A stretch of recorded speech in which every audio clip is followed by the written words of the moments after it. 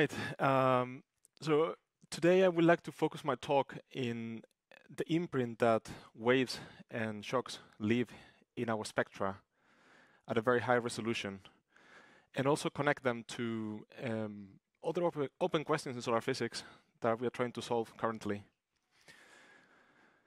So the obvious advantage of the sun is that we are so close that we can really zoom in and resolve the surface. And we can do this in such a way that we can work with intensity spectra and not with the flux spectra that all the stars that we can observe in all the stars. And here we are talking that every pixel in this image, or every 2 pixels for the resolution limit, is around 80 kilometers or so, 75 kilometers on the surface of the sun. So if we have a look in the continuum in one of these fields of view, typically what you will see is granulation, photospheric granulation, and then there is a sunspot here, which is a very strong concentration of the magnetic field on the surface. If we have a look to the same field of view, but on the wing of a spectral line, you will notice that the picture looks very similar, but there is a background pattern that is oscillating, that gets dark and bright in the granulation. That is the imprint of the waves in the photosphere. Now we can have a look. So if we have a spectrum in each pixel, and we can measure the Doppler shift of the line. So if a cell of gas is moving away from us, it will shift the line to longer wavelength. And if it's moving towards us, it will move the line to bluer wavelength. And we can use this effect to reconstruct a velocity map. And we can do this for different time steps.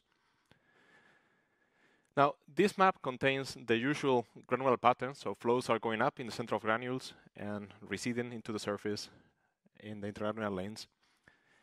But there is also a pattern of waves. And the easiest way to show it to you is to filter it out. So I will remove it so you can see the difference. So on the right, we have filter out the waves. And you can see that there is no imprint, especially in the center of a sunspot. So I will show you now what I removed. And it's this. So there is a pattern of waves, and they will propagate out in the atmosphere. So I guess the question is, what happens to these waves when they move up into the upper layers of the sun? So let me introduce you to the 1D sun. This is a 1D model. And you will see that the red curve shows the temperature. And it goes down in the photosphere. It reaches a temperature minimum, and then it goes up to 1,000,000-degree corona. This is still an open question in solar physics, and we're trying to solve it. Now, this model is wrong, and I will explain why.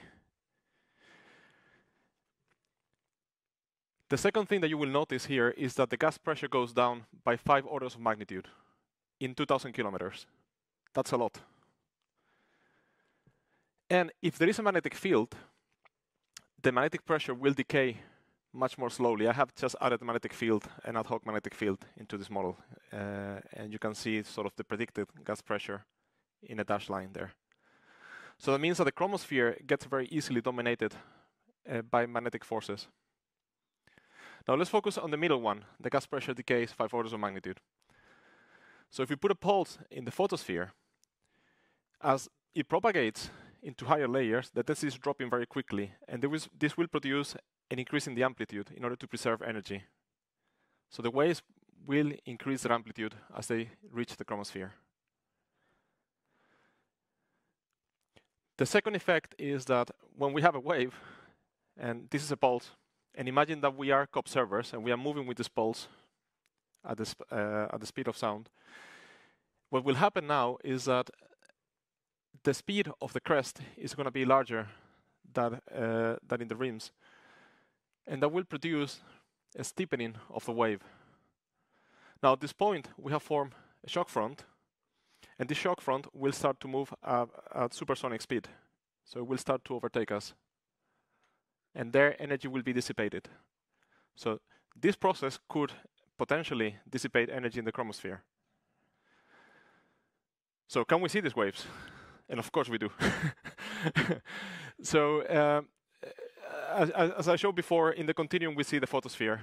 And the good thing is that opacity is additive. So by looking into strong lines, we can reach the chromosphere in the core. And we can actually get a tomographic view of the atmosphere, because if we go into the wings, we start to see the upper photosphere, and as we reach the continuum, we see the deeper layers. So let's explore that effect. This is a granulation moving at 400 nanometers continuum, very close to the H line, the calcium H line. Now, if we get into the wing, it looks like this. We see reverse granulation, and these bright elements that you see here are magnetic fields. If we now move closer to the line center, but not exactly the line center, just closer, what will happen is that we are sampling a higher layer. And it will look like this. Now, you will start to see the imprint of shock waves here as these bright fronts that are moving. There is also a background pattern that gets full patches bright. And this region was given the name of the clapotosphere by Rob Rutten, who has passed away. If we look into the core, the magnetic field has now expanded more, and you start to see these elongated features in the chromosphere. But you still see the brightening of the shocks in the clapotosphere.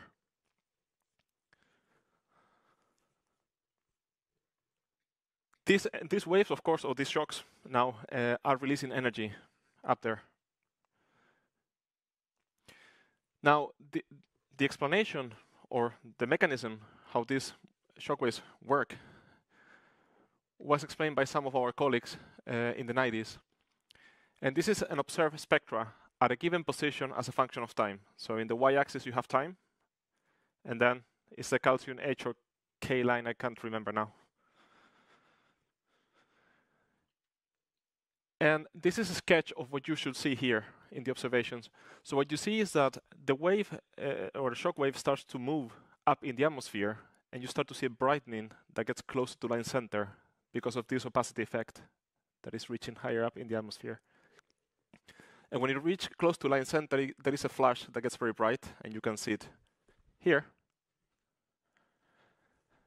And then you will see that after that flash, there is a shift towards red wavelength. So it will suggest a decay. So what happens is that the shock runs away from our window of sensitivity, so we don't see it anymore. And what you see is the material falling down. And then a new wave starts afterwards here. And the process repeats all the time. And it was greatly reproduced by our colleagues Mats Carlsson and Bob Stein in '97. So they look at how waves were excited in the photosphere, and they tried to reproduce that in their simulation. And they let this wave evolve through the atmosphere, and they got a very similar pattern in their simulations. By the way, Mats Carlsson is the chair of this session. So what happens with these waves? And you know, the chromosphere is not in radiative equilibrium, and if it was, we would have a very cold chromosphere, as sort of radiative equilibrium models predict. Now, in the 80s and 90s, people were trying to fit data, so a spatial average and temporal average of spectra of quiet sun. So they took a large average, and they tried to fit a model. And they needed to increase the temperature in the chromosphere up in order to fit the data. Now, these models did predict relatively well that the chromosphere is radiating energy all the time. And it's around 4 kilowatts per square meter on quiet sun and 20 in active regions. The problem with these models is that they tell us nothing about the heating processes, how the energy is being transported up there. Or there must be something else other than radiation doing it. So these two facts are sort of the well-known chromospheric heating problem. Now, what is very cool, I think, of these simulations by Carlson and Bobstein are that in their instantaneous, if we look at instantaneous moments of this simulation, there are very hot atmospheres and very cold, but the average was not, didn't show a sort of, a hot chromosphere. And their interpretation was that what happens is that when you take an average in time and space, the shocks will produce a spectrum that is very bright. And because this is a very nonlinear process, the predicted average model will be hot. But you don't need it according to the simulations. Now, these simulations are still, they are incredible because they were a very simple 1D model, but with the right dynamics to mimic this effect. But they are still 1D. So in the next part, I would like to show you a little bit of a 3D approach, not coming from simulations this time, but instead from observations, and then we get both views. So instead of making an MHD simulation where we put a number of physical forces interacting, and then we get the system to evolve, what I do here is we have observations in different lines, and these lines will sample different layers of the atmosphere. And then what will happen is that we will try to fit the stratification of parameters that can reproduce such spectra. And this has to be done, for example, this is the calcium K line, 2 photospheric lines, and the infrared triple line, 8542. So this is sort of non-LT radiative transfer with PRD. And if we let the code fit the data, it will adjust the temperature, velocity, and microturbulence in order to fit the spectrum. Now, because we have spectra in every pixel, we can repeat this. And we can study, for example, in this box that I have selected here, the passage of waves. So what I have done is I have selected a very sort of isolated region. It doesn't contain any magnetic elements. Those will predict a hotter chromosphere, but I have stayed away from them. And I have produced these models. Now, producing this movie is around 500,000 CPU hours, which will be, I think, around 46 years in one CPU. So it's just... And I have only plotted 2 layers. I have the whole stratification over the atmosphere, but just for simplicity. So you see the temperature in the photosphere and in the chromosphere, and the same with the line of sight velocity. Now, because we have a model, we can compute the divergence of the radiative flux and integrate it over the chromosphere, and that will give us the energy that is being radiated away. And it looks like this. Now, what became painfully clear to me after this 500,000 hours in the cluster is that at 30 seconds cadence, we are missing the evolution of the smallest scales. We still see the 3-minute, so this is the average of this box as a function of time. We still recover the 3 minutes modulation, and this is more of a sort of a large scale, but we are missing all the small scale evolution. In some cases, you can see a small variation, but it's very quick. So I would say we need to go to at least 10 seconds. Now, these observations were optimized for magnetic field determination, so we were not looking for cadence, unfortunately. Now, what happens with the sun is that we have magnetic fields, and we not only have sort of acoustic waves, but we also have Alvean waves, which are perturbations of the magnetic field and the ions. And these are actually observable in the chromosphere, or their imprint is observable in the chromosphere. And the problem is that there is a complex coexistence between pressure waves and Alvean waves in many situations. So I will show you now some examples of magnetized atmospheres, and this is one of the most beautiful examples of shock waves that you will find in astrophysics, probably. This is a sunspot intensity image in the core of the 8542 line. And you can see here the flashes. So those are the shock waves hitting the chromosphere, releasing energy, and the intensity goes up. I can show you how the spectrum looks. On the left, we have Stokes I. On the right, we have Stokes V, which is a diagnostic for the magnetic field. And you can see that every time the shock passes, we get the core in emission. And you can see it here evolving, and it's the spectrum at that location over there. Now, what is interesting of this plot also, and that's why I included this part, is that Stokes V is modulated by two quantities. One of them is the magnetic field strength, and the other one is sort of the thermal properties of the plasma.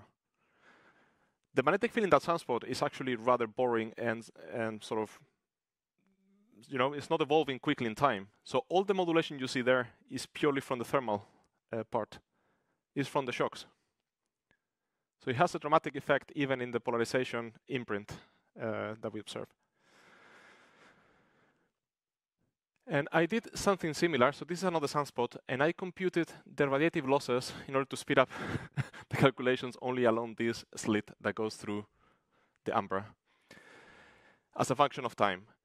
And now the contrast is very large because the granulation is a lot brighter than the sunspot.